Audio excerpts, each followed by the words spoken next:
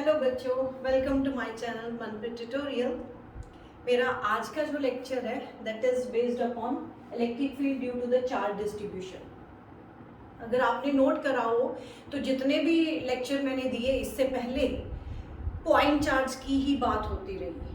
Coulomb भाई साहब ने हमें ये बोला कि चार्ज आपका पॉइंट चार्ज होना चाहिए और रेस्ट पे होना चाहिए, क्योंकि लिमिटेशन ऑफ कूलम्स लॉ में भी तो हमने यही करा ना बेटे कि the charge should be point charge, मतलब स्मॉल स्मॉल होना चाहिए, पॉइंट चार्ज होना चाहिए और वो रेस्ट पे होना चाहिए। बट वैसे भी हम इलेक्ट्रोस्टैटिक कर रहे हैं ना, इलेक्ट्रोस्टैटिक का मतलब भी तो यही था। लेकिन अब क्या करें, वो कूलम का जो फॉर्मूला है 1/4πε0 Q1 Q2/r², ये तो फोर्स थी। इलेक्ट्रिक फील्ड में भी 1/4πε0 Q/r², ये इलेक्ट्रिक फील्ड का था, तो वहां पे भी हमने पॉइंट चार्ज की बात करी। अब इलेक्ट्रिक फील्ड निकाल रहे हैं तब भी पॉइंट चार्ज की, अगर फोर्स निकाल रहे हैं तब भी पॉइंट चार्ज की। अगर हम कूलम के दायरे में रहते हैं तो पॉइंट चार्ज हमें लेके चलना पड़ेगा।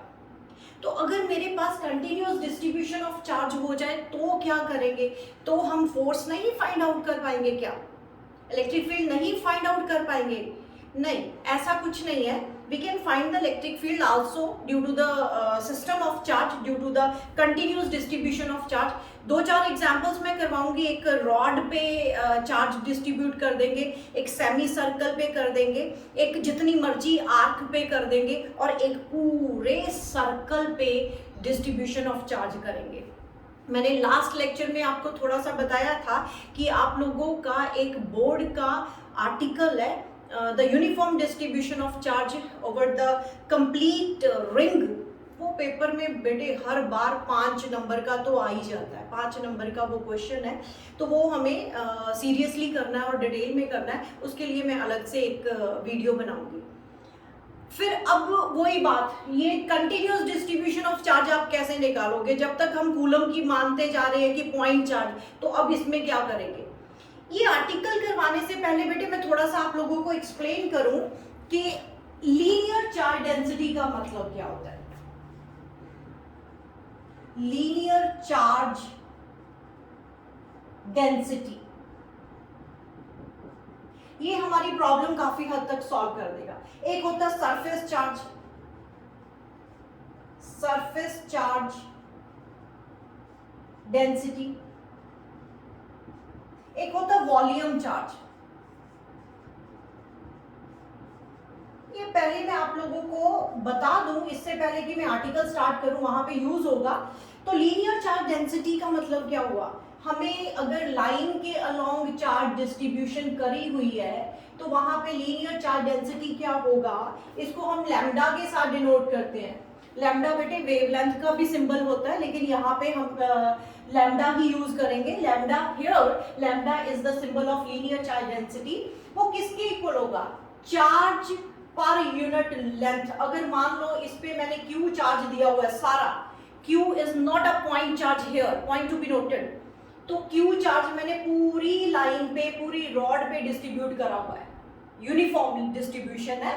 और इसकी लेंथ अगर मान लो मेरे पास L है, तो लीनियर चार्ज डेंसिटी क्या होगा? Lambda upon L। और इसके यूनिट क्या होंगे? ऊपर coulomb per metre, coulomb per metre होगा। तो यही चीज मैं सरफेस चार्ज डेंसिटी करती हूँ। सरफेस चार्ज डेंसिटी को बेटे सिग्मा के साथ डिनोट करते हैं, और सरफेस चार्ज डेंसिटी आप किसी स्क्वायर के ऊपर भी पॉजिटिव चार्ज डिस्ट्रीब्यूट कर सकते हो यूनिफॉर्मली। 2 डायमेंशनल फिगर होनी चाहिए। सरफेस का मतलब आप सर्कल पे भी डिस्ट्रीब्यूट कर सकते हो ऐसे करके, ठीक है। यूनिफॉर्म डिस्ट्रीब्यूशन ऑफ चार्ज है। यहां पे भी मैंने Q चार्ज दिया होगा। अब कंफ्यूज मत होना प्लीज बेटे कि Q चार्ज का doesn't means it's a point charge. इसका मतलब Q चार्ज जो है 10 कूलम, 15 कूलम, 20 कूलम जितना भी है वो मैंने पूरी रॉड पे डिस्ट्रीब्यूट करा, या इस सरफेस पे डिस्ट्रीब्यूट करा, या सर्कल पे डिस्ट्रीब्यूट करा, सर्कल 2 डायमेंशनल फिगर पे। तो इसके केस में जो सिग्मा, ये लीनियर चार्ज डेंसिटी है जिसका यूनिट जो है वो आपका कूलम पर मीटर है, this is coulomb per metre. अब इसके केस में sigma, sigma is equals to वो भी चार्ज पर यूनिट एरिया आएगा बेटे, एरिया। स्क्वायर है तो एरिया साइड इनटू साइड हो जाएगा, अगर सर्कल है तो पाई आर स्क्वायर हो जाएगा। इसके केस में सिग्मा क्या होगी, क्यू, अगर इसके ऊपर मैंने चार्ज दिया हुआ है तो Q upon pi R square हो जाएगा, R is the radius of this circle, ठीक है। Sigma is the surface charge density. And volume charge density के केस में क्या होता है, अगर आपका कोई क्यूब है, यहाँ पे मैंने स्क्वायर लिया था, यहाँ पे मैंने क्यूब ले लिया, क्यूब 3 डायमेंशनल फिगर, इस पे यूनिफॉर्म डिस्ट्रीब्यूशन ऑफ चार्ज दिया हुआ है, यूनिफॉर्म डिस्ट्रीब्यूशन ऑफ चार्ज है, तो इस बार बेटे आप वॉल्यूम चार्ज डेंसिटी बोलोगे। वॉल्यूम चार्ज डेंसिटी का जो सिंबल होता है that is rho, and rho is equals to जितना भी चार्ज दिया, मान लो इस पे भी मैंने क्यू चार्ज दिया हुआ है तो अपॉन वॉल्यूम आ जाएगा, अपॉन वॉल्यूम। तो इसका क्या यूनिट हुआ, इसका यूनिट हो गया कूलम पर मीटर स्क्वायर हो गया, एंड इसका कूलम पर मीटर क्यूब हो गया। वॉल्यूम है ना बेटे, तो volume length into breadth into height, यानी meter into meter into meter, meter cube पर मीटर क्यूब, यहाँ पे मीटर इनटू मीटर होगा नीचे, तो पर मीटर स्क्वायर हो गया, एंड सो। बेटे इसको नोट करो, अब मैं ये टर्म्स यूज करूंगी आर्टिकल को एक्सप्लेन करने के लिए, नेक्स्ट आर्टिकल को। ओके, अब लीनियर चार्ज डेंसिटी का हुआ, सरफेस चार्ज डेंसिटी का, वॉल्यूम चार्ज डेंसिटी। अब मुझे एक और चीज बतानी है आप लोगों को, जो मुझे आर्टिकल में यूज करना है, वो पहले ही मैं आप लोगों के साथ डिस्कस कर लेती हूँ। बेटे +1 में मैथमेटिकल टूल्स करवाए जाते हैं फिजिक्स के स्टार्टिंग आर्टिकल्स में। अब मुझे नहीं पता आप लोगों में से किसने मैथमेटिकल टूल्स करे हैं। डिफरेंशियल और इंटीग्रेशन का बेसिक जितने भी फॉर्मूले हैं वो डिस्कस करे जाते हैं मैथमेटिकल टूल्स में जब +1 के लेक्चर स्टार्ट होते हैं। और कुछ क्यों करवाए जाते हैं, क्योंकि फिजिक्स और मैथ्स का बड़ा गहरा रिलेशन है, तो फिजिक्स मैथ्स के बिना सक्सेसफुल नहीं है, मैथ्स की ज़रूरत पड़ती रहती है। तो अब इंटीग्रेशन का क्या मतलब है, फॉर टाइम बीइंग इतना याद रख लो कि डिफरेंशियल का मतलब होता है बड़ी चीज को छोटे छोटे छोटे छोटे पार्ट्स में तोड़ देना। एक एग्जांपल दूं, जैसे जब अंग्रेज आए थे इंडिया में, भारत में आके उन्होंने डिवाइड रूल लगाया था, डिवीजन रूल लगा दिया था। उसने क्या करा था, सबको मतलब लड़वा दिया था, इस राजे को इसके साथ लड़ा दिया, तो वो डिवाइड करते गए ना, तो आज तक डिवीजन वो भुगत रहा है इंडिया, आज तक चल रही है वो डिवीजन, ये कास्टिज्म, ये रिलीजन, ये डिवीजन करके गए हुए हैं। Okay, come to the point here. वो डिवाइड रूल था, डिवाइड रूल का मतलब एक यूनाइटेड कंट्री को वो तोड़ गए थे छोटे छोटे छोटे छोटे पार्ट्स में, that was the differential rule. अब इंटीग्रेशन का मतलब क्या है, इसका रिवर्स होता है। इंटीग्रेशन का मतलब होता है छोटे छोटे पार्ट्स को ऐड कर दो और बड़ा बना दो, इंटीग्रेशन का ये मतलब है। अभी मुझे इंटीग्रेशन यूज करनी है, याद रहेगा इंटीग्रेशन का क्या मतलब है, छोटे छोटे पैचेस को ऐड करके एक बड़ा बना दो, ऐड करना, ठीक है। आपको इंटीग्रेशन के साथ डील करना है तो इंटीग्रेशन ही सिर्फ हाईलाइट करती हूँ यहाँ पे मैं। ओके, मेरे पास पहला आर्टिकल है electric field due to the charge distribution. कौन सी डिस्ट्रीब्यूशन लेती हूँ, पहली वाली मैं लेती हूँ, uniform over a length, charge is distributed uniformly, charge is distributed uniformly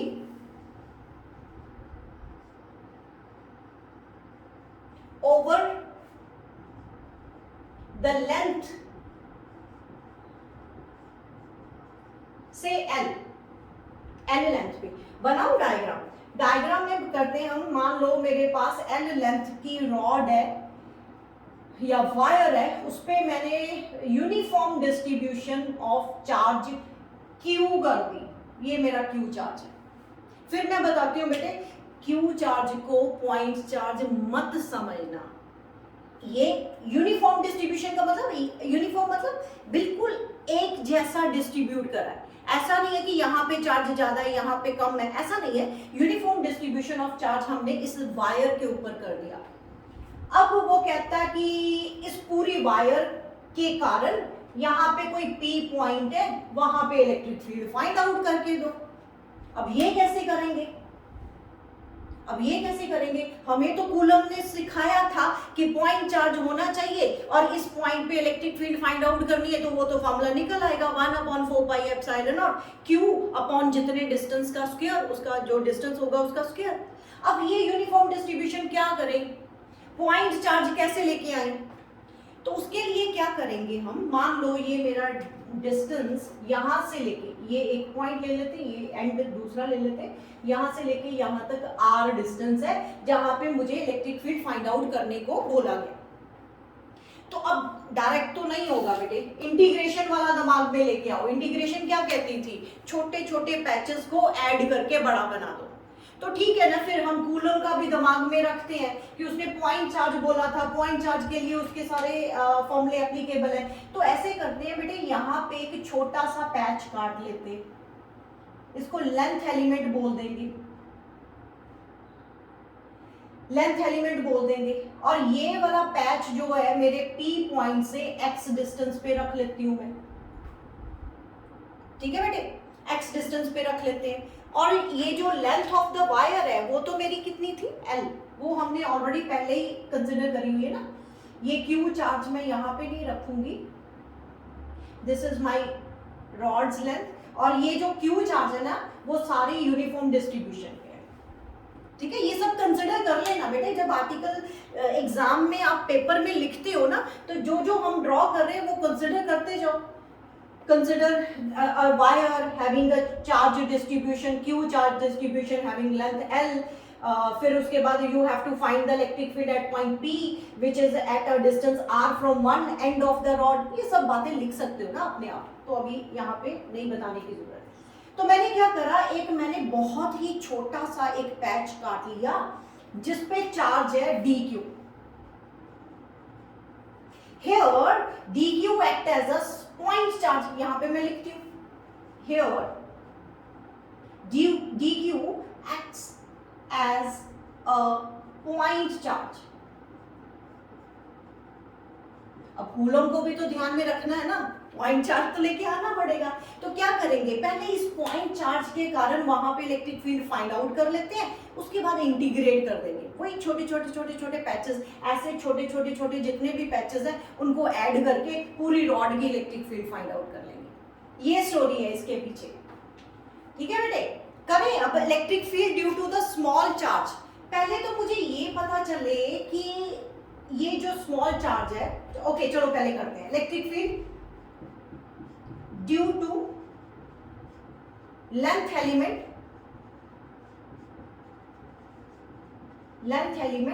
इसका बेटे dx लेंथ मान लेंगे। ठीक है, इसकी जो लेंथ होगी उसको dx मान लेंगे। Length element dx having charge dq, electric field due to the length element dx having charge dq is given by, तो वो मैं लिखने जा रही हूं। अगर मेरा पैच छोटा है तो इलेक्ट्रिक फील्ड भी तो छोटी हुई, तो dE लिखेंगे, D stand for the small electric field. तो dE is equals to k dq upon यहां से लेके यहां तक का डिस्टेंस कितना, x square. D stand for small होता है बेटे, dq मतलब छोटा सा चार्ज, dE मतलब छोटी सी इलेक्ट्रिक फील्ड ड्यू टू ये छोटा सा चार्ज, तो उसके कारण इलेक्ट्रिक फील्ड dE आ गया k चार्ज dq अपॉन जितने डिस्टेंस पे P पॉइंट पे आपने इलेक्ट्रिक फील्ड फाइंड आउट करनी, किसके कारण, ये dq चार्ज के कारण, तो आपका वो डिस्टेंस आएगा x स्क्वायर आ गया। अब मैथ्स में हम लोगों को ध्यान देना पड़ता है कि वेरिएबल हमें चेक करने पड़ते हैं। वेरिएबल मतलब जो चीज, जो टर्म्स चेंज होती हैं, ध्यान से देखना अब क्या चेंज हो रहा है।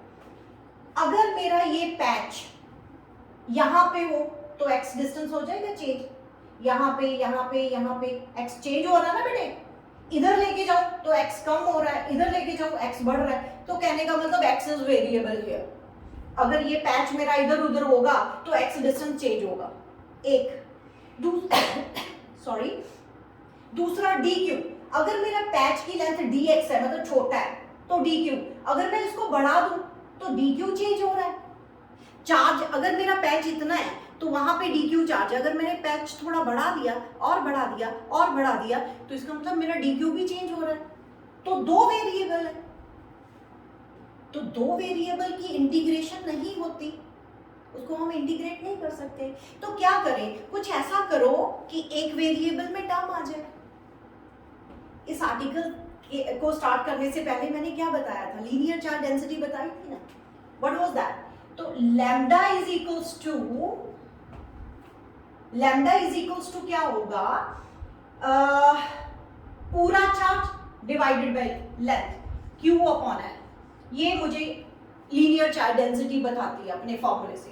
चार्ज पर यूनिट लेंथ, ये मेरा पूरा चार्ज है इस पूरी रॉड के ऊपर, लेकिन मुझे इतना चाहिए तो ठीक है निकाल लेते हैं। अगर पूरी लेंथ पे Q चार्ज है तो dx लेंथ पे कितना चार्ज होगा, Q upon L into dx। Unitary method लगा दिया बेटे मैंने। क्या कह रही हूं, अगर पूरी लेंथ पे L लेंथ पे Q चार्ज है तो इतनी यानी dx पे कितना होगा, Q divided by L into dx। बात समझ में आई? तो Q अपॉन L क्या है, वो तो लैम्डा है, तो लिख दो यहां पे लैम्डा dx। ये वाली वैल्यू यहां पे पुट कर दो। तो ये मेरा आया क्या है बेटे, ये चार्ज आया, मतलब dq की वैल्यू आ रही है। dq इज इक्वल्स टू क्या है, मतलब पूरी लेंथ पे अगर q चार्ज है तो dx लेंथ पे ये क्या आ रहा है, मेरा dx लेंथ पे चार्ज आ रहा है। तो dq is equals to lambda dx आ गया, लैम्डा dx आ गया। ये मुझे यहां पे पुट करना है, तो पुट करते हैं। de इज इक्वल्स टू किसके इक्वल आ गया, k lambda dx upon x square. k is constant, lambda linear charge density constant, x dx very करेगा। अब आ गया ना, एक ही वेरिएबल आ गया, मैंने dq का इंतजाम कर दिया बेटे। dq मैंने कांस्टेंट टर्म में ले आई, लैम्डा dx, लैम्डा कांस्टेंट है। अब इस टर्म में हमारे पास सिर्फ एक ही वेरिएबल है x, तो अब हम इंटीग्रेशन कर सकते हैं। बात समझ में आई? इरेज करने से पहले एक बार मैं फिर समझा दूं कि हमें इस पैच के कारण P पॉइंट पे इलेक्ट्रिक फील्ड फाइंड आउट करनी है। तो क्या करें, मुझे इस पैच का चार्ज जानना है कि कितना चार्ज है। तो कैसे करा मैंने, अगर पूरी लेंथ पे Q चार्ज है तो इतनी लेंथ पे कितना होगा, dx is equal to Q upon L into dx। तो Q अपॉन L किसके इक्वल था, lambda linear charge density, lambda into dx आ गया। ठीक है बेटे, इसका मतलब ये वाला जो dq चार्ज है वो लैम्डा dx है, उसकी वैल्यू मैंने यहाँ पे पुट कर दी। जब पुट करी तो अब मेरी इलेक्ट्रिक फील्ड जो स्मॉल इलेक्ट्रिक फील्ड है वो एक वेरिएबल की टर्म में आ गई। अब हम इंटीग्रेशन कर सकते हैं। ठीक है, इंटीग्रेशन हम कर सकते हैं। यहां तक नोट करो, फिर मैं नेक्स्ट समझाती हूँ बेटे। आप चाहे नोट कर लेना बेटे, यहाँ पे here two variables are there, है ना, प्लीज आप नोट कर लेना यहाँ पे कि इस टर्म में we have the two variables जो चेंज हो रहे हैं, एक तो चार्ज एक डिस्टेंस। तो we have to convert the term into one variable. ये इंटीग्रेशन का रूल है ना बेटे, इंटीग्रेशन हम एक ही वेरिएबल की टर्म में करेंगे। ठीक है, ओके नेक्स्ट करते हैं। मुझे ये टर्म चाहिए, मैं इरेज करने जा रही हूँ यहाँ से। अब इंटीग्रेशन का एक फॉर्मूला कुछ स्टूडेंट को तो पता होगा, जिनको नहीं पता उनके लिए मैं बता देती हूँ। Integration x raise to power n dx किसके इक्वल होता है, पावर जितनी है उसमें एक ऐड कर दो, उतना ही नीचे लिख लो। फॉर टाइम बीइंग ये सिंपल सा एक इंटीग्रेशन का फॉर्मूला लर्न कर लो। इंटीग्रेशन अगर x raise to power n हो तो एक पावर ऐड हो जाती है, जितनी पावर बन गई वो नीचे लिख देते हैं। तो फिलहाल तो इतना इंटीग्रेशन का फॉर्मूला लर्न कर लो। तो अब मैंने क्या करना है, for finding the total electric field मैं इस इक्वेशन को इंटीग्रेट करूंगी। ये इक्वेशन नंबर 1 मार्क कर दो। For finding the total electric field, total electric field कौन सी, ये पूरी रॉड की electric field, integrate equation number 1 मैं इंटीग्रेट करने जा रही हूँ बेटे। टोटल इलेक्ट्रिक फील्ड मेरी ई होगी, कैसे आई, डीई को इंटीग्रेट करके इज इक्वल्स टू, इंटीग्रेट मैंने किसको करा, K lambda DX upon X square को, ठीक है, मैंने डीई की वैल्यू पुट कर दी ना, डीई की वैल्यू पुट कर दी, ठीक है बेटे। अब क्या करें, अब ध्यान इस बात का रखना है कि हमें इंटीग्रेशन में लिमिट्स डालनी है। लिमिट्स का क्या मतलब हुआ, एक एंड जो है P पॉइंट से R डिस्टेंस पे है, यहां से लेके यहां तक इंटीग्रेट करना है ना, तो पैचेस ये छोटे छोटे छोटे छोटे छोटे पैचेस हमने ऐड करने, यहां से स्टार्ट करेंगे यहां तक जाएंगे ना, तो हमें इंटीग्रेशन की लिमिट्स डालनी है। तो वन एंड, ये वाला एंड यहां से R डिस्टेंस पे है और ये वाला R प्लस L डिस्टेंस पे है, तो मेरी इंटीग्रेशन की जो लिमिट्स होगी वो क्या होगी, R से लेके R प्लस L तक, R से लेके R प्लस L तक। मैंने बताया ना बेटे, छोटे छोटे पैचेस को ऐड करना इंटीग्रेशन बोलते हैं, तो लेकिन कहां से लेके कहां तक ऐड करना वो भी तो बताना पड़ेगा ना, यहां से लेके यहां तक, ये डिस्टेंस P पॉइंट से कितने डिस्टेंस पे, R डिस्टेंस पे, और ये वाला पॉइंट P पॉइंट से कितने डिस्टेंस पे, R प्लस L, तो अब लोअर लिमिट हुई R एंड अपर लिमिट हुई R प्लस L। तो पहले तो कांस्टेंट टर्म बाहर निकालो इंटीग्रेशन से, K बाहर, लैम्डा बाहर, इंटीग्रेशन हमने किसको करना है, dx upon X square, limits R से लेके R प्लस L तक, ये हमारी टोटल इलेक्ट्रिक फील्ड चल रही है। अब क्या करें, ये नीचे से ऊपर लेके जा सकते हैं, K लैम्डा इंटीग्रेशन R से लेके R प्लस L, ये जो x raise to power -2 dx कर दो, नीचे से ऊपर ले जाओ, -2 हो गया। अब ये फॉर्मूला लगा दो, लगा दें, ओके मैं फॉर्मूला लगाने जा रही हूं, यहीं पे कर देती हूं, तो k लैम्डा सॉरी यहाँ पे L आएगा। अब मॉड पे आपने इसको मैं सॉल्व करने जा रही हूँ, -2 + 1 अपॉन -2 + 1, और इंटीग्रेशन की लिमिट्स भी याद से लिखना, R प्लस L, ठीक है बेटे। अब लास्ट में क्या आया, E = वहां पे ये नीचे नेगेटिव आ रहा है ना, तो माइनस बाहर लिखो, K लैम्डा, अंदर क्या आया, x रेज टू पावर -1 आ रहा है, यानी 1 upon x, upper limit lower limit दोनों लिखेंगे। इसको बेटे डेफिनेट इंटीग्रल बोलते हैं, जिस इंटीग्रेशन में लिमिट्स दी होती है उसको डेफिनेट इंटीग्रल बोलते हैं। और कैसे लिमिट्स करते हैं, अब x की वैल्यू एक बार upper limit minus lower limit करते हैं, तो क्या करें, एक बार x की वैल्यू -k लैम्डा तो ऑलरेडी बाहर है, तो 1 upon R plus L -1 upon R, मैंने क्या करा, x की जगह पे अपर लिमिट यानी R plus L minus lower limit यानी 1 अपॉन R, तो उसको सॉल्व कर देते हैं। अगर मैंने नेगेटिव अंदर कंज्यूम करना है तो इसको उल्टा कर दो, बस इसको उल्टा कर दो, यहां पे करती हूं मैं,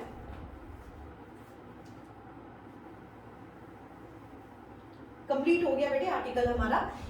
फाइनल रिजल्ट क्या आया, फाइनल रिजल्ट आया E = ये नेगेटिव अंदर मैं कंज्यूम करने जा रही हूँ, ये वाला K लैम्डा बाहर रखते हैं और अंदर आ गया 1 अपॉन R, आगे ले आओ, -1 अपॉन R प्लस L बाहर ले जाओ, तो ये हमारी electric field due to the uniform distribution of charge along a line हमने फाइंड आउट कर ली। अब लाइन कितनी भी हो लंबी, उस पे चार्ज जितना भी हो, आप नोट करोगे इलेक्ट्रिक फील्ड जो है वो लीनियर चार्ज डेंसिटी पे डिपेंड करी, मतलब यहाँ पे आप लिख सकते हो लैम्डा = Q अपॉन L भी लिख सकते हो, लेकिन फाइनल रिजल्ट आपका ये वाला in terms of linear charge density निकल आया। नोट करो इसको,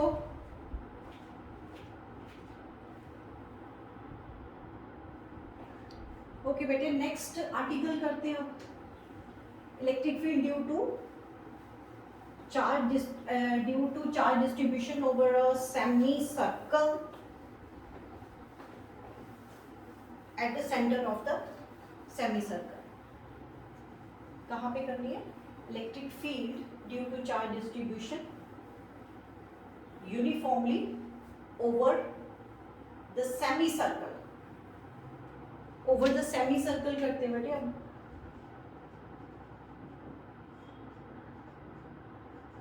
सेमी सर्कल कहाँ पे निकालनी है? At the center of, at its center. मतलब मुझे इलेक्ट्रिक फील्ड फाइंड आउट करनी है due to charge distribution uniformly over the semi circle at its center. मतलब पहले मैं ऐसे सेमी सर्कल ड्रॉ कर दूं, उसका सेंटर ले लेते हैं ये वाला। तो ये यूनिफॉर्मली डिस्ट्रीब्यूटेड है, तो इस पे पॉजिटिव चार्ज बड़े आराम से यूनिफॉर्मली डिस्ट्रीब्यूट करना है। तो ऐसा कुछ नहीं है कि कहीं पे ज़्यादा कहीं पे कम। यूनिफॉर्मली का मतलब ही ये है कि आपको यूनिफॉर्म डिस्ट्रीब्यूशन देनी है, और सेंटर ओ पॉइंट है जहां पे मुझे इलेक्ट्रिक फील्ड फाइंड आउट करनी है, ये पूरे चार्ज डिस्ट्रीब्यूशन के बाद। ठीक है बेटे? तो अब क्या करें? तो पैच तो हमें फिर लेना पड़ेगा। मान लो इसका रेडियस आर है, रेडियस आर है, ये छोटा सा एक पैच काट लूं पहले। छोटा सा एक पैच काट लिया मैंने, ये शो करने के लिए मैं इतना बड़ा बना रही हूं, लेकिन इतना छोटा होता है act as a point charge, क्योंकि हमें कूलम्स का ध्यान रखना पड़ता है ना हर बार। कूलम ने बोला था पॉइंट चार्ज होना चाहिए, तभी मेरा फॉर्मूला एप्लीकेबल होगा। तो पॉइंट चार्ज के कारण पहले तो मैं यहाँ पे बेटे ये शो करती हूँ, this is my point charge. अगर ये एल लेंथ है तो ये डीएल ले लूं।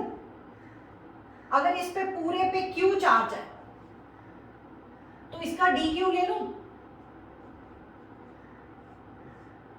ठीक है, पूरी लेंथ अगर एल है तो छोटी लेंथ डी एल ले लो, पूरा चार्ज अगर क्यू है तो छोटा चार्ज डी क्यू ले लो। तो ये मेरा एक लेंथ एलिमेंट है dl लेंथ का, जिसपे चार्ज dq है, r उसका रेडियस है, r is the radius of this circle, semi circle. तो यहाँ पे नहीं बनाती हूँ, वहां पे बना देती हूँ। तो ये मान लो d थीटा है,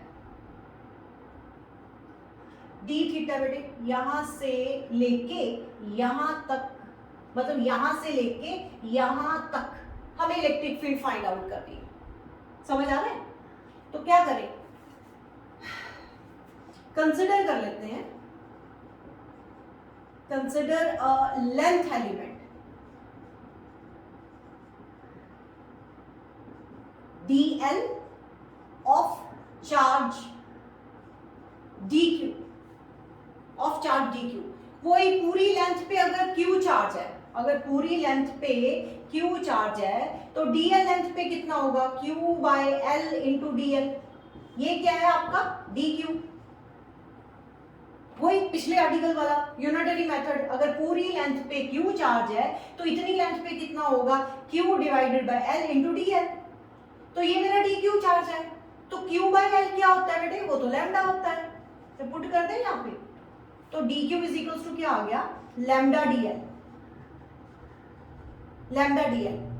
तो इस बार भी हमारा dq act as a point charge है, तो यहाँ पे लिख दूं dq acts as a point charge। मतलब इतना छोटा लिया हमने कि वो पॉइंट चार्ज की तरह एक्ट कर रहा है। मुझे बड़ा बनाना पड़ रहा है बेटे, आप लोगों को बताना है ना, तो थोड़ी फिगर क्लियर हो, तो इसलिए ये जो डी थीटा एंगल है वो बहुत स्मॉल है।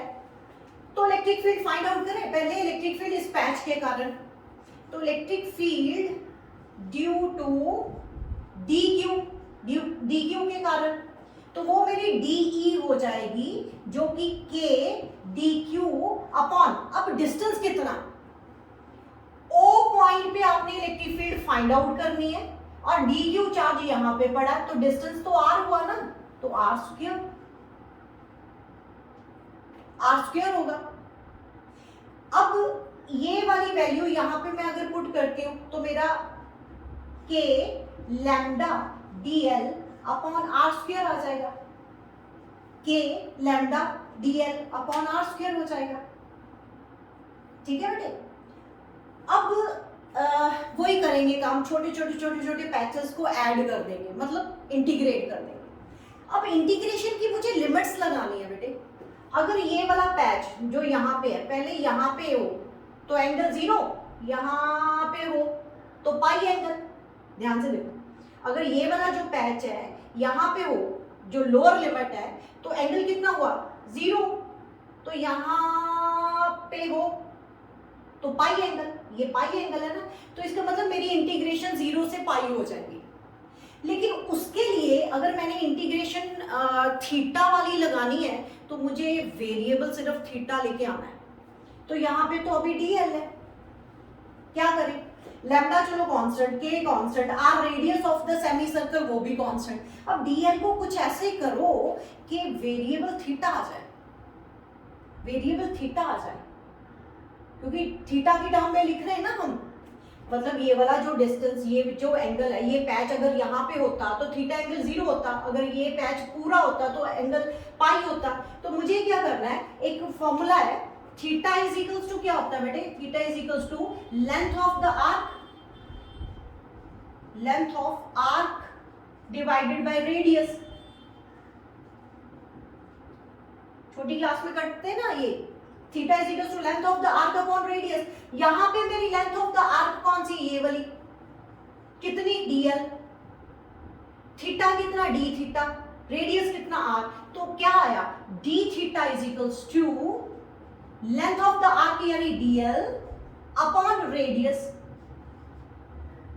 d theta is equals to dl upon r। तो मुझे dl यहां से निकाल के यहां पे पुट कर देना है, करते हैं यहाँ पे, ये dl की वैल्यू अगर मैं यहाँ पे पुट करती हूँ तो क्या होगा, d is equals to k lambda, dl यहाँ से निकालूंगी तो r d थीटा आ जाएगा डिवाइडेड बाय r स्क्वायर, एक r काट दो तो क्या आ गया, k lambda d theta upon r, ये है ना बेटे। अब क्या करें, इंटीग्रेट कर दो, क्योंकि मुझे total electric field find out करनी है। तो जब इंटीग्रेट करते हैं तो थीटा की टर्म्स में इंटीग्रेशन करेंगे। अब मेरा वेरिएबल सिर्फ थीटा है, ये इरेज करने जा रही हूँ बेटे।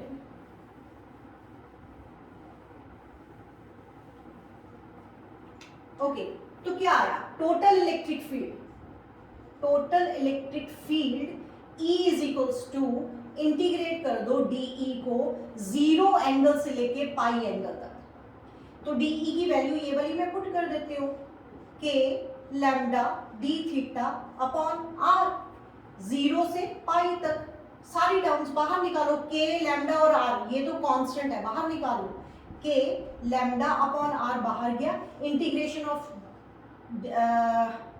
सॉरी बेटे सॉरी, आपको यहाँ पे इलेक्ट्रिक फील्ड की direction, I am really sorry, D theta, आपको इलेक्ट्रिक फील्ड यहाँ पे कंपोनेंट्स की टर्म में लेके आनी पड़ेगी,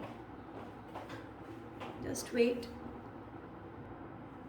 अब total electric field find out करनी है, उससे पहले बेटे आपको ऐसे देखना पड़ेगा कि अगर पॉजिटिव चार्ज है तो इलेक्ट्रिक फील्ड की डायरेक्शन इस तरफ होगी, क्योंकि हम लोगों ने पढ़ा हुआ है कि पॉजिटिव चार्ज हो तो electric field away from the charge होती है। तो ये मेरी DE हुई, ये DE हुई, तो इसको अब मुझे दो कंपोनेंट में रिजॉल्व करना पड़ेगा, एक इस तरफ और एक इस तरफ। ये एंगल थीटा मान लेती हूँ मैं, अगर ये थीटा है तो ये भी थीटा होगा, वर्टिकली ऑपोजिट एंगल। ध्यान से देखो, अब मैं ये थोड़ा से इरेज करती हूँ यहां से,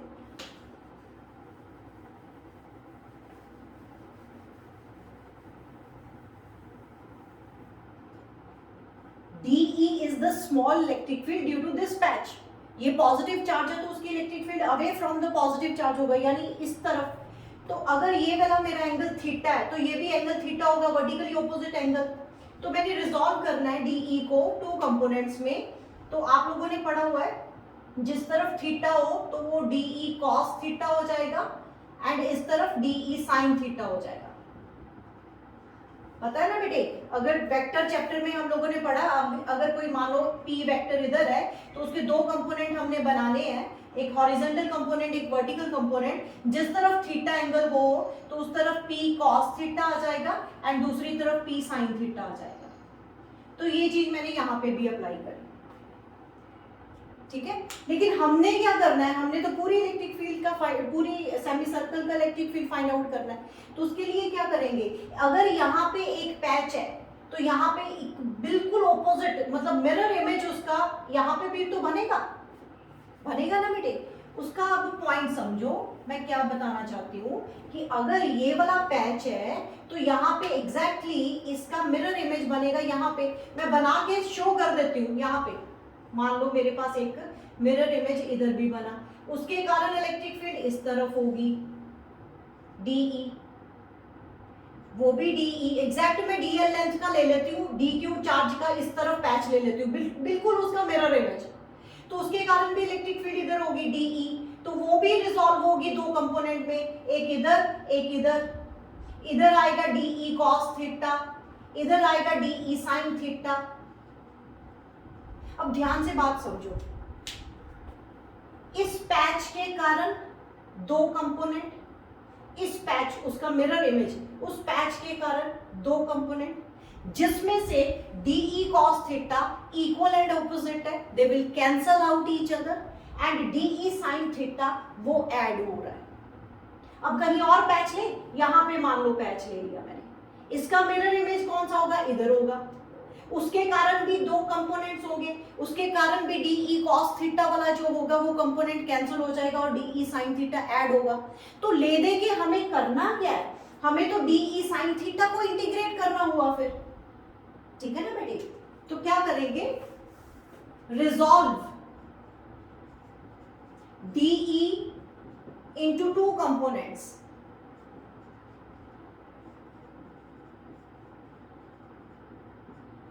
पहला DE cos थीटा, दूसरा DE sin थीटा। तो cos थीटा वाला क्या होता है, it will cancel with the mirror length element, ये it will cancel with mirror length element. आप चेक कर सकते हो बेटे, अगर इसका मिरर लेंथ एलिमेंट ये वाला है, उसके कारण ये वाला कंपोनेंट तो कैंसिल हो रहा है, लेकिन ये वाला जो सेकंड वाला है DE sin theta, it will add. तो अब for finding total electric field, total electric field due to semi circle, ये सेमी सर्कल रिंग जो है उसके कारण वो क्या आ जाएगा, E इज इक्वल्स टू, इस बार आपको इंटीग्रेट किसको करना है, DE sin थीटा को, sin थीटा वाला कंपोनेंट बच रहा है वो ऐड हो रहा है sin थीटा। लिमिट कौन सी, ये वाला एंगल जो है कम से कम कितना होगा 0 एंड ज्यादा से ज्यादा कितना होगा पाई, तो लिमिट 0 से पाई आएगा, 0 से पाई आएगा। करें इंटीग्रेट, पहले तो मुझे DE की वैल्यू पुट करनी है, तो DE की वैल्यू जो मेरी आई थी that was k lambda d theta upon r, k lambda d theta upon r और sin थीटा, इसको इंटीग्रेट करेंगे 0 से लेके पाई तक। करें इंटीग्रेट बेटे, इरेज करने जा रही हूं मैं।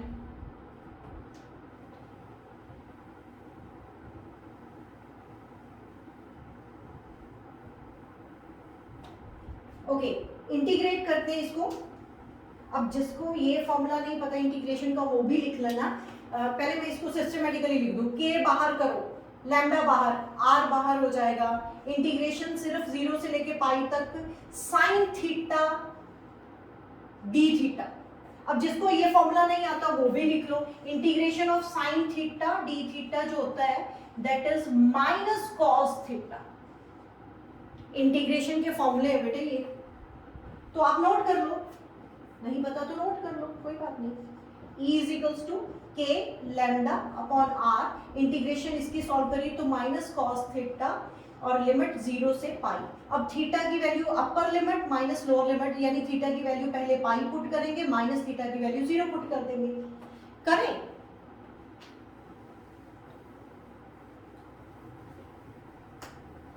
चलो अब ये भी करते हैं। तो E इज इक्वल्स टू आपका आ गया K लैम्डा अपॉन R, ये नेगेटिव साइन बाहर ले लूं, cos pi minus cos 0, cos pi minus cos 0। cos pi की वैल्यू कितनी होती है? -1। cos pi is equals to -1 and cos 0 कितना होता है? 1। तो पुट करो -k लैम्डा अपॉन r, -1 यानी -2 माइनस इससे पॉजिटिव हो गया, तो आंसर क्या आया? 2k lambda upon r। Electric field due to a semi circle जिसके ऊपर यूनिफॉर्म डिस्ट्रीब्यूशन ऑफ चार्ज है, उसका फाइनल रिजल्ट आया k 2k lambda upon r, where lambda is the linear charge density and r is the radius of the semicircle. Note करो इसको।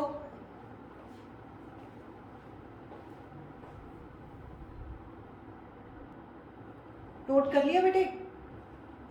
अब हमें क्या फाइंड आउट करना है? Electric field due to the charge distribution uniformly over the 1/4 part यानी quarter part of the circle.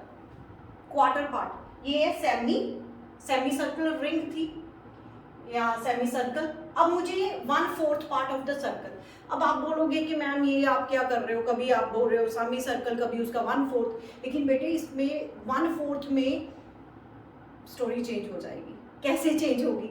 मैं अभी इरेज नहीं कर रही हूँ, इसका कंपैरिजन करके आप लोगों को बताती हूँ कि यहाँ पे हमने क्या करा था कि इस पैच का मिरर इमेज हमें यहाँ मिल रहा था। तो अगर ये पैच मैं यहाँ पे लेती तो मुझे इसका भी तो यहाँ पे मिरर इमेज मिल रहा था। तो क्या हो रहा था? हर पैच का जो DE cos थीटा वाला कंपोनेंट है वो कैंसिल हो रहा था एंड DE sin थीटा वाला जो कंपोनेंट है वो ऐड हो रहा था। अब मैं बना के देती हूँ आपको 1/4 पार्ट ऑफ द सर्कल या रिंग। उसके लिए मैं पहले डायग्राम इरेज नहीं करूंगी, पहले आपको कंपैरिजन कर दूं उसके बाद इरेज करते हैं। मतलब इस बार हमारा 1/4 पार्ट है यानी क्वार्टर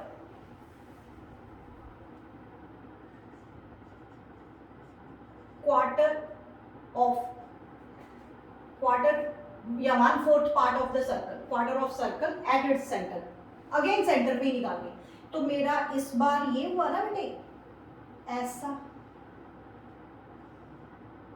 ये हुआ, इस पे यूनिफॉर्म डिस्ट्रीब्यूशन ऑफ चार्ज कर दी। तो करना तो वही कुछ है। ये मेरा सेंटर है, ये Q चार्ज है, तो लेंथ एलिमेंट फिर मैंने यहाँ पे एक पैच काटा, वो भी dl लेंथ का, dq चार्ज है, तो r रेडियस इसका भी है। तो यहाँ पे ये d थीटा यहाँ पे भी रखते हैं और r रेडियस इसका भी रख लेते हैं। डायग्राम को कंपेयर करो जरा। d थीटा रख लिया एंड r रेडियस है, और ये वाला थीटा एंगल भी मेंशन कर देते हो, ये भी मेंशन कर देते हो। अब आप मुझे बोल सकते हो कि मैम कि यहाँ पे जैसे पहले लिमिट ली थी, अगर ये वाला पैच यहाँ पे होता तो थीटा 0, अगर ये वाला पैच यहाँ पे होता तो थीटा पाई होता।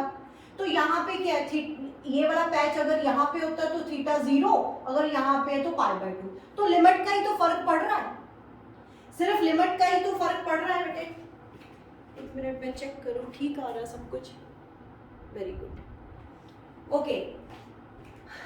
लेकिन बेटे यहाँ पे एक और चीज नोट करनी है आप लोगों को। ठीक है, लिमिट्स आपकी यहाँ से 0 से पाई है, यहाँ से 0 से π/2 है, लेकिन यहाँ पे कोई मिरर इमेज नहीं बन रहा उसका। जिस यहाँ पे मिरर इमेज बनने से क्या हुआ था, DE cos theta opposite side पे आ रहे हैं तो कैंसिल हो रहा था, यहाँ पे नहीं होगा। यही सिर्फ चेंज है, तभी इसका आर्टिकल मैं अलग से बना के दे रही हूँ आप लोगों को। Try to understand. अब ये पॉजिटिव चार्ज है बेटे, यहाँ पे इलेक्ट्रिक फील्ड अगर मैं बनाऊंगी तो इधर आएगी इलेक्ट्रिक फील्ड DE। तो इसको मैं अगर रिजॉल्व करूं, ये वाला एंगल और ये ले लेते हैं, ये एंगल अगर थीटा है तो ये भी मेरा वर्टिकली ऑपोजिट एंगल होगा थीटा। तो इधर क्या आ गया, DE cos थीटा, एंड इधर क्या आ गया, DE sin थीटा। बताओ अब मुझे इसका कौन सा मिरर इमेज इधर बन रहा है, उधर तो कुछ भी नहीं है, सो दैट कि आपका कोई D E cos theta cancel हो जाए। बात समझ में आई? अब इरेज करूंगी मैं, कंपैरिजन हो गया ना, अब मैं इरेज करूंगी तो आपको इस बार कंपोनेंट कैंसलाइजेशन नहीं हो रही। तो यहां तक तो वही था, D E is equals to, इस पैच के कारण जो इलेक्ट्रिक फील्ड है ये वही है, के डी क्यू अपॉन रेडियस का स्क्वायर, जिसको डी क्यू को कैसे लिख सकते थे, लैम्डा डीएल, है ना। तो डीएल को कैसे लिख सकते थे, डीएल इज इक्वल्स टू किसके इक्वल था, आर डी थीटा, बिल्कुल सेम पिछले आर्टिकल की तरह। इसकी वैल्यू अगर मैं पुट कर दूं यहाँ पे तो क्या आ जाता है, D Q is equals to lambda R D theta. अगर इसकी वैल्यू मैं यहाँ पे पुट कर दूं तो मेरा डी ई कितना आ जाता है, k lambda R D theta upon r square, एक आर कट गया, एक आर कट गया, तो d E is equals to के lambda D theta upon r. आप पिछले आर्टिकल में चेक करो, सेम यही है, सेमी सर्कल वाला जो अभी करवाया मैंने। तो मुझे क्या निकालना है इस बार, वो कहता है आपके दोनों कंपोनेंट कंसिडर होंगे, दोनों कंपोनेंट हमें निकालने पड़ेंगे, दोनों कंपोनेंट पे इंटीग्रेशन लगानी पड़ेगी, करें। तो पहले मुझे एक्स एक्सिस वाला लेना है, इसको मैं ई एक्स बोल देती हूँ बेटे, इसको मैं ई एक्स बोल दूंगी, ई वाई बोल दूंगी, ठीक है। एक्स एक्सिस की तरफ है, पॉजिटिव नेगेटिव के चक्कर में मत पड़ना कि इस एक्सिस को पॉजिटिव बोल रहे हैं तो नेगेटिव बोल रही है, कुछ ऐसा कुछ नहीं है। तो आप बोलो X component and Y component, ऐसे बोलेंगे सिर्फ, X component of electric field and Y component of electric field, ऐसे बोल के सॉल्व करेंगे, करें बेटे। ओके, मेरे ई एक्स कंपोनेंट को मैंने लिखा integral D E cos theta, और इसकी लिमिट्स क्या होंगी, थीटा की लिमिट्स क्या होंगी बेटे, ये वाला थीटा जो है, ये वाला थीटा एंगल है, अगर यहाँ पे हुआ तो 0, यहाँ पे हुआ तो पाई बाय 2, तो 0 से पाई बाय 2 हो जाएगा। वैल्यू पुट कर दो, क्या निकली थी हमारी डीई की वैल्यू, इंटीग्रेशन 0 से पाई बाय 2, डीई की वैल्यू क्या निकली थी, के आपकी वैल्यू निकली थी के lambda D theta upon are, के lambda D theta upon r, अब साथ में कॉस थीटा आ गया, निकालो बाहर जो निकालना है, कांस्टेंट टर्म के बाहर, लैम्डा बाहर, आर बाहर, इंटीग्रेशन किसकी, कॉस थीटा डी थीटा की, आर 0 से, लिमिट्स कहां से कहां है, 0 से पाई बाय 2 तक, 0 से पाई बाय 2 तक। कॉस थीटा की इंटीग्रेशन, जिसको नहीं फॉर्मूला आता लिख लो, कॉस थीटा की integration sine theta, sine theta की इंटीग्रेशन क्या थी, माइनस कॉस थीटा, और कॉस थीटा की इंटीग्रेशन क्या है, पॉजिटिव साइन थीटा। तो ये वैल्यू मैं पुट कर दूं, ई एक्स इज इक्वल्स टू मेरे पास आ गया के लैम्डा अपॉन आर, यहाँ पे साइन थीटा आ गया, और उसकी लिमिट्स 0 से pi by 2, upper limit minus lower limit, k lambda upon r, upper limit हुई sine pi by 2 minus sine 0, sine pi by 2 कितना होता है बेटे 1, साइन 0 कितना होता है 0, वो भी लिख लो जिसको नहीं पता, साइन पाई बाय 2 कितना होता है 1, साइन 0 कितना होता है 0। ये बेटे स्टार्टिंग में दिया हुआ है बुक के, किसी भी बुक में मैथमेटिकल +1 की बुक निकालो, मैथमेटिकल टूल्स दिए हुए हैं, ट्रिग्नोमेट्री में आप लोगों ने पढ़ा हुआ है टेबल, तो ये वैल्यू मैं पुट कर देती हूँ, तो अंदर तो सिर्फ 1 आया, तो आंसर क्या आ गया मेरे पास, E X is equals to के लैम्डा अपॉन आर बच रहा है, ये निकला मेरा ई एक्स की वैल्यू। अब सिमिलरली ई वाई भी निकाल देती हूँ, E Y is equals to मेरे पास ये है इंटीग्रल 0 से pi by 2 D E sine theta, करते इसको साइन थीटा, अब डी ई की फिर वही वैल्यू इंटीग्रल 0 से pi by 2 and D E की वैल्यू क्या थी, के lambda D theta upon R sine theta, बाहर निकालो सारा, के लैम्डा अपॉन आर बाहर निकाल देते हैं, integration sine theta D theta, limits 0 से π/2। ठीक है बेटे, अब साइन थीटा की इंटीग्रेशन माइनस कॉस थीटा, तो क्या आ गया के लैम्डा अपॉन आर, यहाँ पे पार्टीशन कर देते हैं, यहाँ पे आ गई minus cos theta, upper limit lower limit वो पुट कर देते हैं। अब माइनस बाहर निकाल लो, माइनस बाहर, ये आपका क्या निकल रहा है E Y is equals to कितना आ गया बेटे, माइनस बाहर के लैम्डा अपॉन आर, अंदर क्या है अपर लिमिट cos π/2 0 होता है, cos π/2 0 एंड cos 0 1 होता है, तो अंदर क्या आया 1 बच रहा, -1 बचेगा बेटे, 0 -1, तो माइनस माइनस प्लस हो जाएगा एंड ई वाई की वैल्यू कितनी आ गई आपके पास, e Y is equals to के लैम्डा अपॉन आर। चेक करो ये सेम नहीं आई, ई एक्स और ई वाई दोनों तो सेम आए, वो भी के लैम्डा अपॉन आर, ये भी के लैम्डा अपॉन आर, सेम आ रहा ना बेटे। इरेज करो, नोट करो फिर इरेज करके, ओके। लेकिन अब हमने रिजल्टेंट इलेक्ट्रिक फील्ड निकालनी है, तो ये दोनों कंपोनेंट को यूज करूंगी,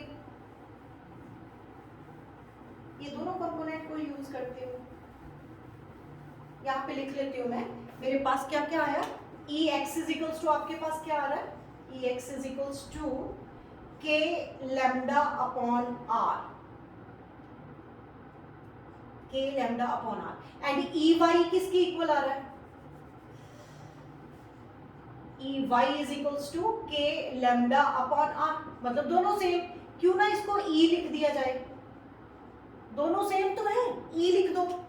तो अब उसकी डायग्राम बनाओ,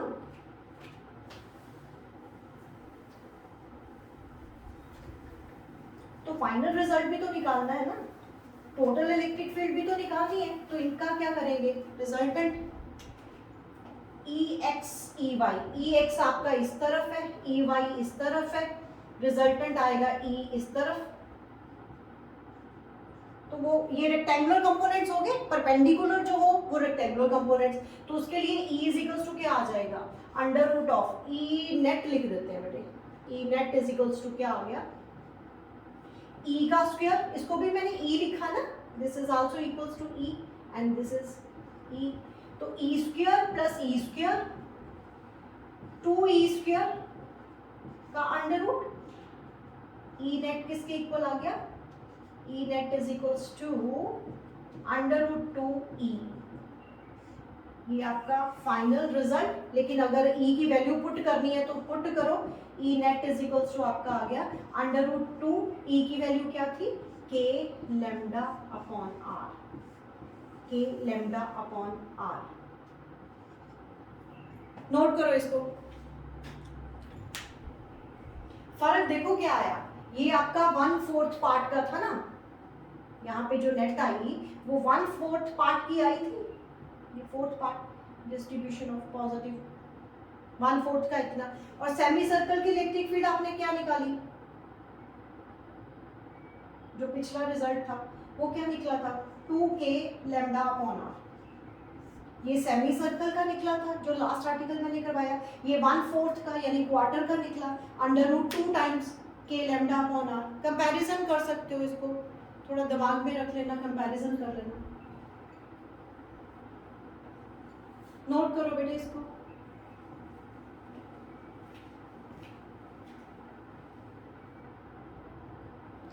अगर मैं इसकी वेक्टर फॉर्म लिखनी हो, वेक्टर फॉर्म में लिखना हो तो एक एक्स एक्सिस की तरफ है, एक वाई एक्सिस की तरफ है, तो आई कैप लगा देंगे। जैसे अभी हाँ पहले मैंने बोला था ना कि अब ये बॉदर मत करना कि ये नेगेटिव एक्स एक्सिस है या नेगेटिव वाई एक्सिस है, तो अगर वो वेक्टर फॉर्म में लिखने को बोलता है ना फिर हमें बॉदर करना पड़ेगा बेटे। ये जो है अगर ये मेरी पॉजिटिव एक्स एक्सिस है तो ये नेगेटिव एक्स एक्सिस है, तो इसके हिसाब से ये नेगेटिव की तरफ है, ये अगर पॉजिटिव वाई एक्सिस है तो ये नेगेटिव वाई एक्सिस है, ठीक है। तो अगर वेक्टर फॉर्म में लिखना है तो लिख दूं वो भी, चलो लिखते हैं, सॉरी ये मैंने इरेज कर दिया, कोई बात। चलो लिखते हैं बेटे, ये भी सेम तो था, के लैम्डा अपॉन आर, के लैम्डा अपॉन आर, लेकिन अगर मुझे वेक्टर नोटेशन में लिखना है तो इन वेक्टर फॉर्म में लिखना है तो क्या करें, E vector is equals to, यानी ये वाला इसका टोटल इलेक्ट्रिक फील्ड जो ये निकली थी, ई एक्स इस तरफ, ई वाई इस तरफ, एंड टोटल इलेक्ट्रिक फील्ड जो ई इस तरफ है उसकी मैं बात कर रही हूँ। ई इज इक्वल्स टू क्या आएगा, ई एक्स आई कैप, ई वाई जे कैप, लेकिन x भी नेगेटिव एक्सिस की तरफ है तो माइनस लिखो, तो यहाँ पे भी माइनस लिख दो, ठीक है। बाकी तो उसकी वैल्यू सिर्फ पुट करनी है तो सेम ही है, k lambda upon r i cap minus k lambda upon r j cap, तो वेक्टर फॉर्म में भी आ गया। तो एग्जामिनर जैसे मर्जी पूछ ले, you can calculate, you can write like this. Okay बेटे, क्लियर हुआ, नोट कर लिया बेटे। अब एक लास्ट आर्टिकल करवाना है यूनिफॉर्म डिस्ट्रीब्यूशन का, फिर उसके बाद ये वाले टॉपिक खत्म, फिर आज का लेक्चर भी मैं कंप्लीट कर दूंगी। जल्दी से वो वाला आर्टिकल भी देखते हैं।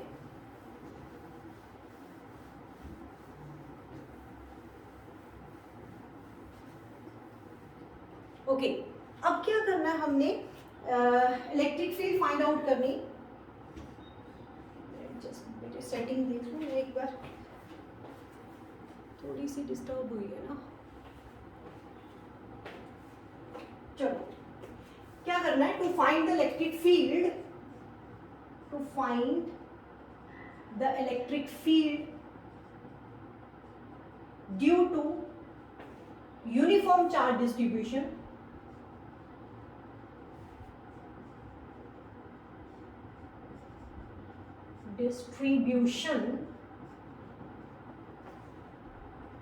over rod, thin rod पे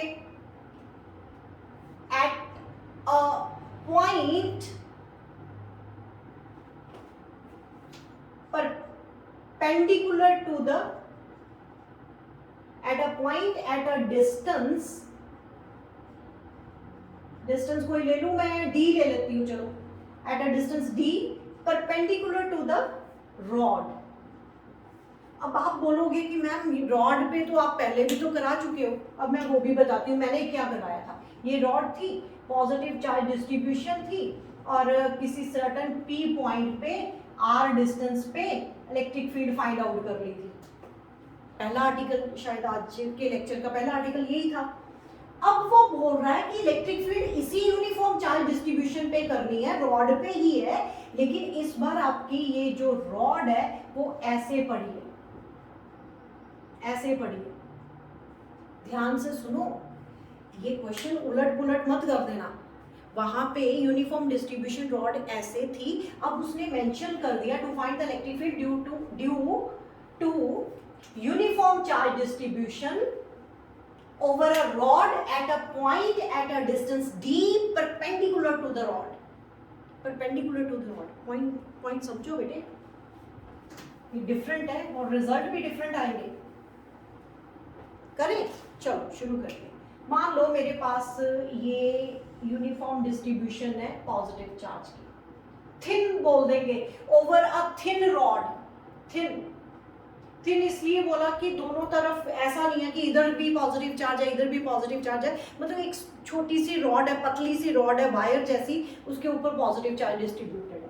तो ये पॉजिटिव चार्ज मेरा डिस्ट्रीब्यूटेड ओवर द वायर। तो मुझे क्या करना है, यहाँ पे कोई परपेंडिकुलर डिस्टेंस d पे p पॉइंट पड़ा हुआ है जहां पे मुझे इलेक्ट्रिक फील्ड फाइंड आउट करनी इस रॉड के कारण। ठीक है बेटे, क्वेश्चन समझे हो। अब एक और चीज बताई हुई है, the lower and upper end of the rod, the lower and upper end of the rod makes angle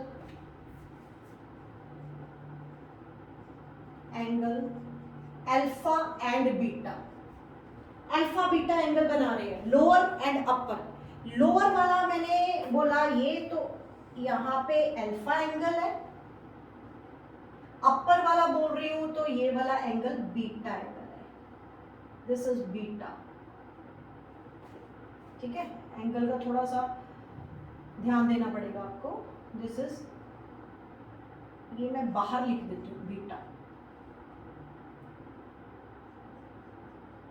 यहां से लेके यहां तक, ये हमें स्टेटमेंट में गिवन है। ठीक है, यूनिफॉर्म रॉड है, उसके परपेंडिकुलर डिस्टेंस डी पे मुझे इलेक्ट्रिक फील्ड फाइंड आउट करनी है पी पॉइंट पे। तो नीचे वाला जो एंगल दिया हुआ है वो अल्फा एंगल दिया हुआ है, और अपर वाला जो लिमिट है, कहने का मतलब लोअर लिमिट मुझे अल्फा दी हुई है, अपर लिमिट मुझे बीटा दी हुई है। रॉड इन एंगल तक डिस्ट्रीब्यूटेड है, सेंटर पे नहीं मैंने ये पॉइंट बनाया। अगर सेंटर पे बनाया होता तो नीचे भी अल्फा ऊपर भी अल्फा होता। अब उन्होंने नीचे वाला एंगल अल्फा दिया हुआ है, बीटा एंगल ऊपर वाला दिया हुआ है, दोनों एंगल डिफर कर रहे हैं, तो इसके कारण हमें इलेक्ट्रिक फील्ड फाइंड आउट करनी है।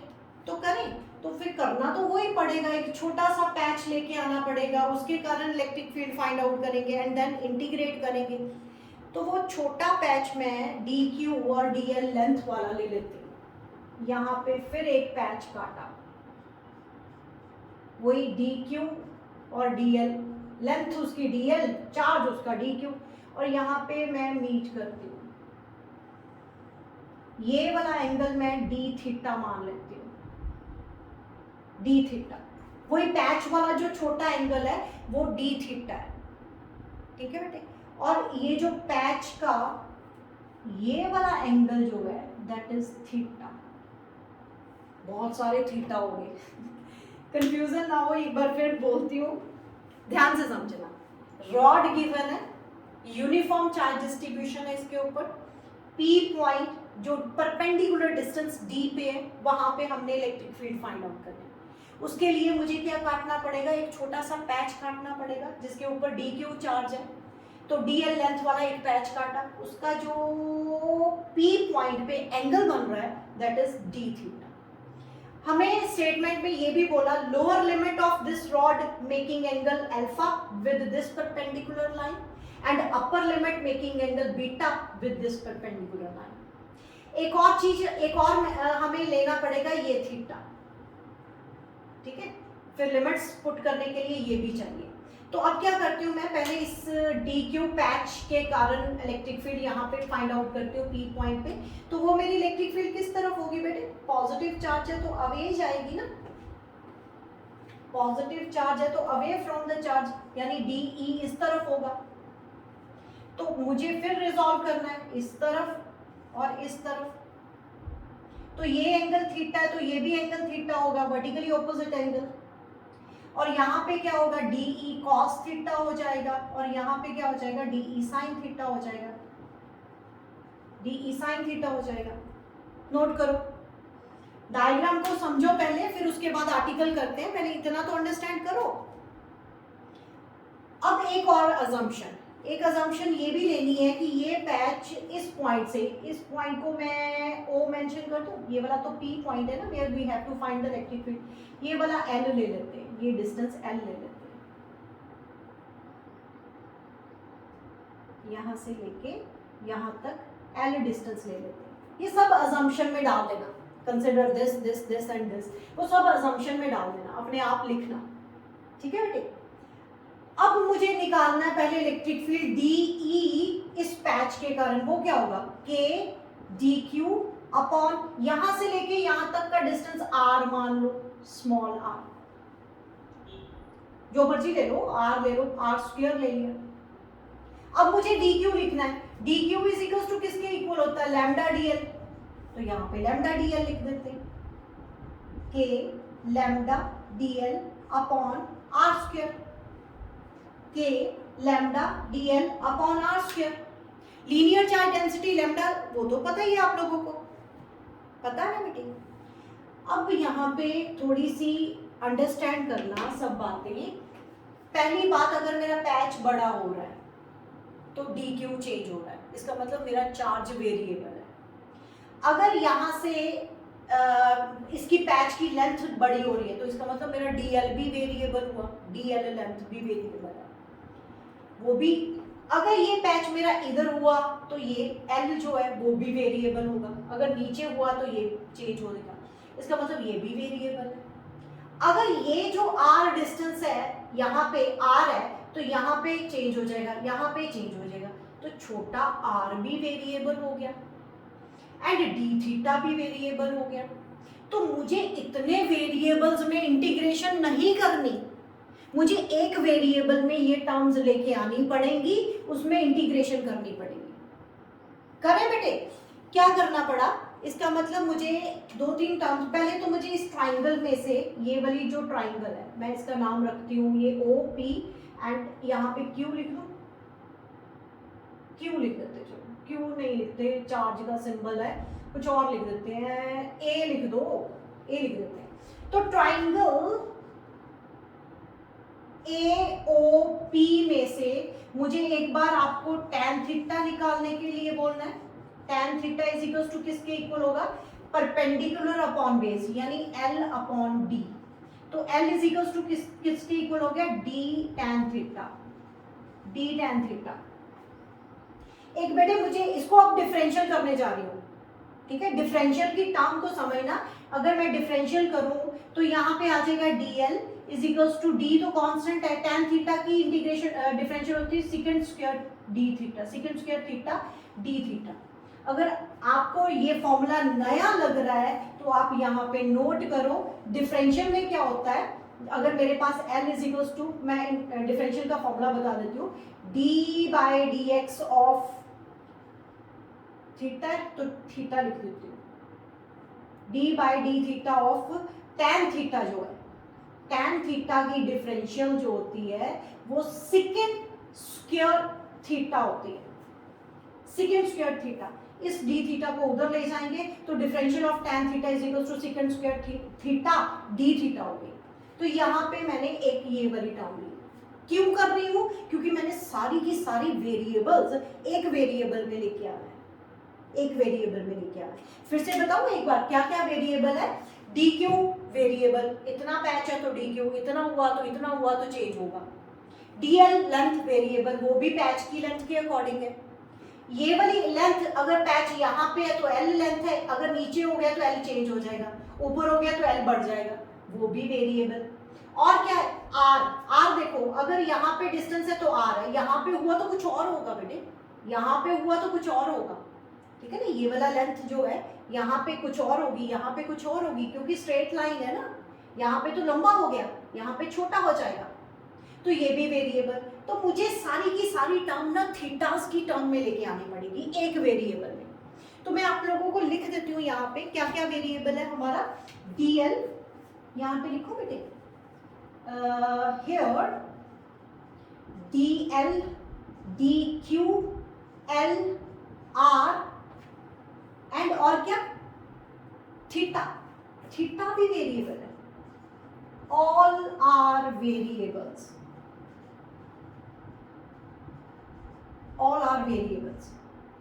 थीटा कैसे, थीटा भी चेंज कर लो, यहाँ पे अगर पैच है तो थीटा एंगल, अगर यहाँ पे हो गया चेंज हो जाएगा, यहाँ पे हो गया चेंज हो जाएगा, यहाँ पे हो गया चेंज हो जाएगा, तो थीटा भी तो वेरिएबल हुआ। तो क्या करें, एक वेरिएबल में ले आओ, सारी टर्म को एक वेरिएबल में ले आओ, करें फिर, चलो। एक तो मैंने DL का इंतजाम कर लिया, D second square theta D theta हो गया, नीचे R भी वेरिएबल है, उसको भी मैंने थीटा की टर्म में लेके आना है। तो ठीक है, इस ट्राइंगल में मुझे एक और चीज चाहिए, cos theta, cos theta is equals to किसके इक्वल है, cos theta is equals to base upon hypotenuse, D upon R। मैंने बेटे cos थीटा ही क्यों लिया यहाँ पे, sin थीटा क्यों नहीं ले लिया, sin थीटा में ये भी वेरिएबल हो जाएगा, वेरिएबल तो मुझे ज्यादा चाहिए ही नहीं जो चेंज हो रहे, तो कम से कम हमारा ये वाला जो D डिस्टेंस, परपेंडिकुलर डिस्टेंस है वो सेम है, वो सेम है, वो कांस्टेंट है। तो इसलिए मैंने cos थीटा चूज करा कि यहाँ पे cos थीटा निकाला जाए, उसमें से R की वैल्यू मैं निकाल के D अपॉन cos थीटा कर दूंगी। cos 1 अपॉन cos थीटा क्या होता है, सेकंड थीटा, तो ये r इज इक्वल्स टू आपका d सेकेंड थीटा हुआ। ये बेटे मैं ये वाली वैल्यू एंड ये वाली वैल्यू ये मैं इसमें पुट करूंगी, इसमें ये इक्वेशन नंबर 1 मार्क कर दें, ये इक्वेशन नंबर 1 मार्क कर दें, इसमें पुट करने जा रहे हैं। करें ऐसे लिखते हैं, पुटिंग द वैल्यूज ऑफ किसकी किसकी r की एंड dl की इन इक्वेशन फर्स्ट की। चलो de इज इक्वल्स टू आपके पास आ गया k लैम्डा, dl की जगह मैं लिख रही हूं d second square theta d theta upon r square है उसका d square second square theta. तो सेकेंड स्क्वायर से सेकेंड स्क्वायर गया, d से एक d गया, तो d इज इक्वल्स टू आपके पास क्या आ रहा है k lambda upon d d theta, k lambda upon d into d theta. यहां तक पहुंचे, मतलब अब मेरे पास एक ही वेरिएबल d थीटा, थीटा की टर्म, बाकी सब कांस्टेंट है, लैम्डा कांस्टेंट, d कांस्टेंट आ गया ना। इतने वेरिएबल को एक वेरिएबल में कन्वर्ट करने के लिए हमें ये दो काम करने पड़े, ये स्टेप नोट करने पड़ेंगे बेटे, तभी आर्टिकल होगा, ठीक है। अब नोट करो, इसको मैं इरेज करने जा रही हूं, जल्दी से नोट करो। d is equals to k lambda d theta upon d। अब मेरे पास दो कंपोनेंट है,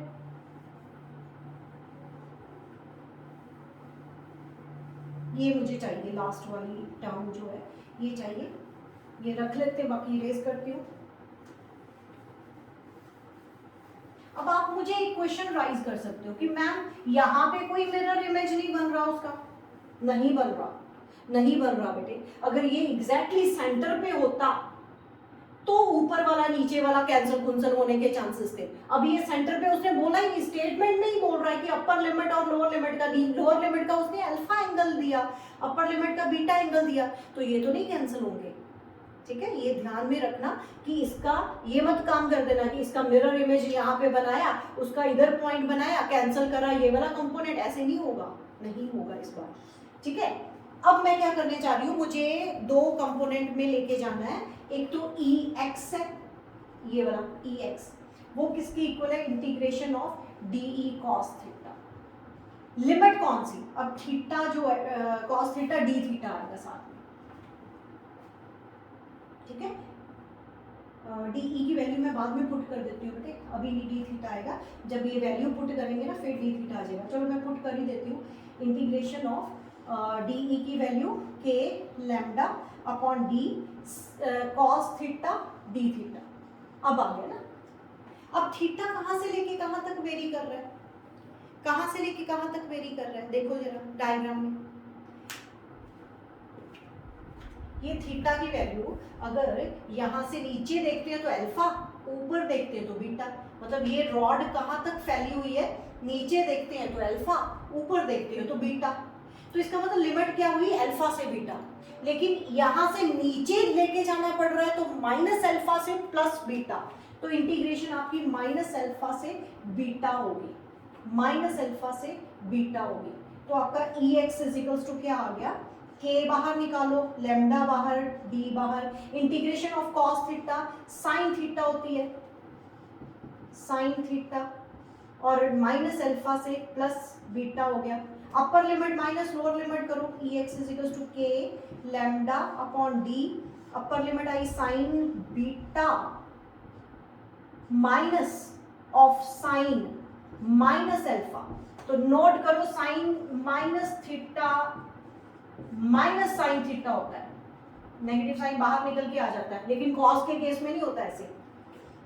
तो ये बाहर आएगा तो पॉजिटिव हो जाएगा, तो क्या बन गया, k lambda upon d sign beta plus sine alpha. ये आपका EX आ गया। इसी तरह EY भी निकाल लेते हैं। EX देखो, k lambda upon d sign beta plus sine alpha, ये आपका EX कंपोनेंट आ गया। अब मैं EY निकालने जा रही हूँ, y निकालो, नोट करो बेटे इसको पहले। बस खत्म होने जा रहा है।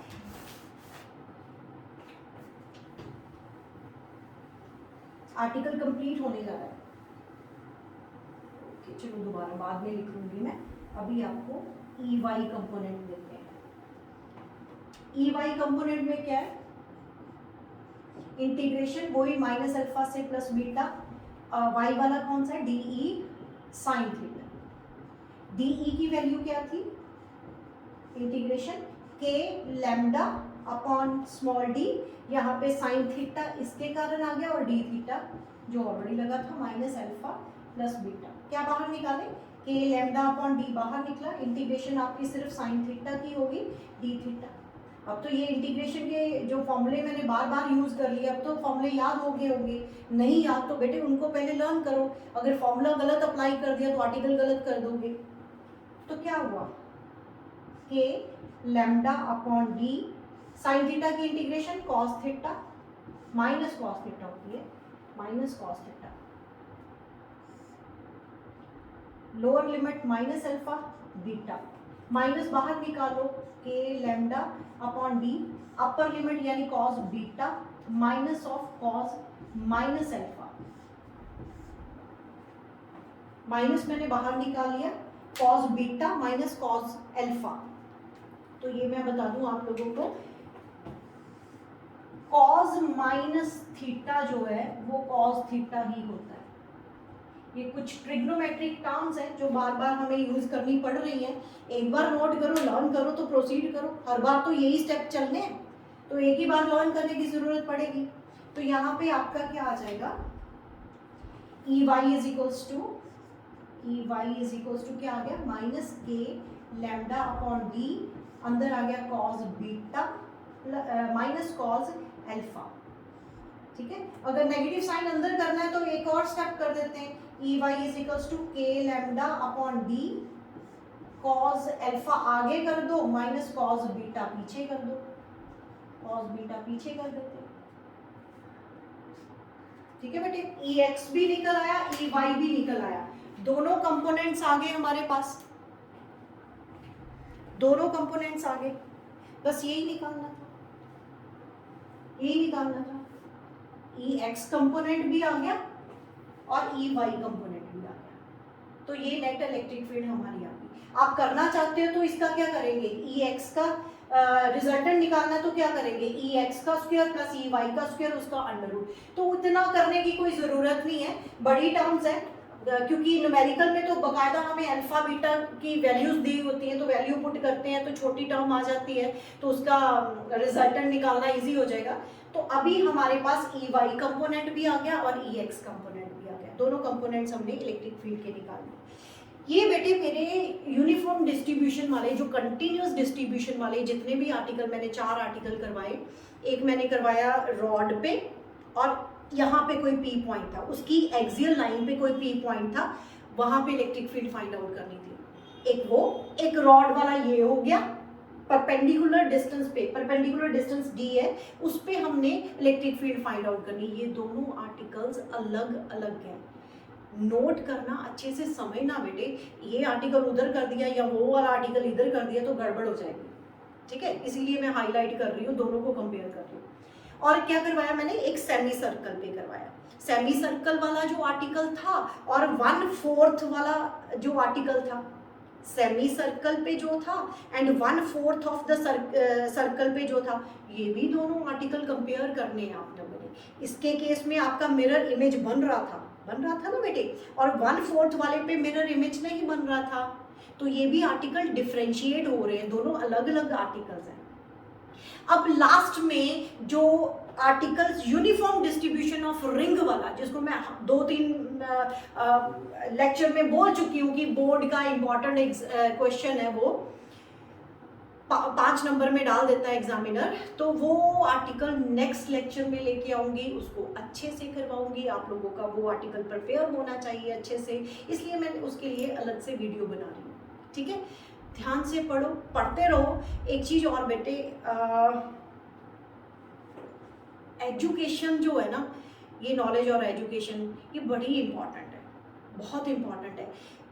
डोंट बॉदर कि आपको कल को जॉब मिलती है या नहीं मिलती, डोंट बॉदर अबाउट दैट। हम ऐसे तो नहीं कह सकते ना भगवान जी को कि भगवान जी प्रसाद दे दो, भक्ति बाद में करेंगे, ऐसे नहीं होता ना, पहले हमें भक्ति करनी पड़ेगी तभी हमें प्रसाद मिलेगा ना।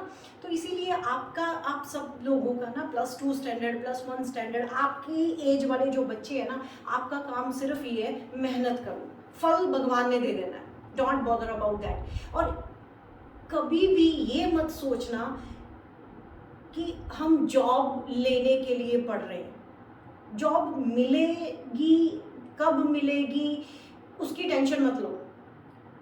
आपको इस टाइम पे जो टेंशन लेनी है अपने सिलेबस की टेंशन लेनी है। जैसे अभी की टेंशन ये थी कि ये आर्टिकल की टेंशन लेनी है, ये इस आर्टिकल को समझना, ये पैचेस बना बना के ना, आज की टेंशन मेरी ये वाला आर्टिकल, कल की टेंशन ये लेक्चर, फिर लेक्चर के बाद चैप्टर के बाद सब्जेक्ट, तो ऐसी टेंशन लेनी है।